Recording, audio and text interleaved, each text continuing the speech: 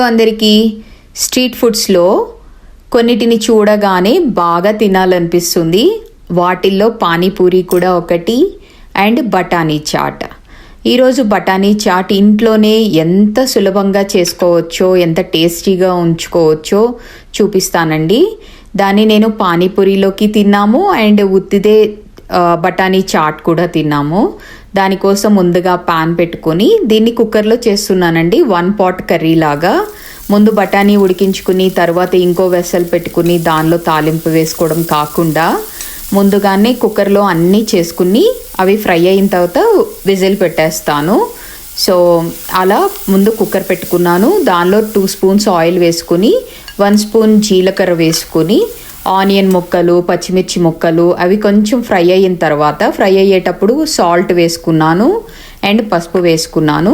అవి ఫ్రై అయిన తర్వాత టమాటో ముక్కలు కూడా యాడ్ చేసుకుని మసాలా కావాల్సిన మసాలాలన్నీ యాడ్ చేసుకున్నానండి. పసుపు 1/2 spoon, ధనియాల పొడి 1 spoon, garam masala 1/2 spoon, chaat masala 1 spoon. తర్వాత అవన్నీ కొంచెం ఫ్రై అయిన తర్వాత బఠానీలకి ఇలా మొలకలు వచ్చేటట్టు చేసుకున్నానండి. స్ప్రౌటెడ్ బఠానీ కూడా యాడ్ చేసుకున్నాను. దానిలో కొంచెం వాటర్ పోసి కొంచెం బటర్ వేసి కుక్కర్ విజిల్ పెట్టేసుకుంటున్నానండి. దాన్ని 5 విజిల్స్ రప్పించాను. 5 విజిల్స్ అయిన తర్వాత ప్రెషర్ కుక్కర్ మూత తీసుకుని చూసి ఇప్పుడు దీన్ని స్మాష్ చేసుకుంటున్నాను.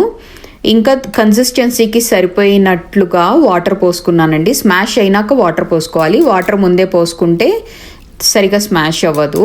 సో ఇప్పుడు కన్సిస్టెన్సీకి సరిపోను చూసుకుని కొంచెం సాల్టు, కారం యాడ్ చేసుకున్నానండి. ఇక్కడ కొంచెం బటర్ కూడా యాడ్ చేశాను, ఫ్లేవర్ బాగుంటుంది. ఇంకా కొత్తిమీర కూడా యాడ్ చేసుకున్నాను.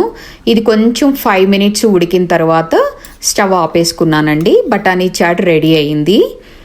సో ఇప్పుడు పానీపూరి వాటర్ కోసం మిక్సీ జార్ తీసుకొని కొంచెం అల్లం ముక్క, కొంచెం చింతపండు, కొత్తిమీర, పుదీనా కొంచెం, ఆమ్చూర్ పౌడర్ కొంచెం, సాల్ట్ వేసుకున్నానండి. దీన్ని మెత్తటి పేస్ట్ లాగా గ్రైండ్ చేసుకున్నాను.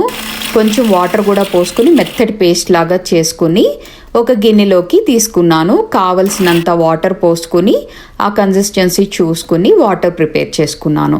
ఈ పానీపూరి డబ్బా బయట దొరుకుతాయండి. కొనుక్కుని పానీపూరి తయారు చేసుకోవడమే. Thank you.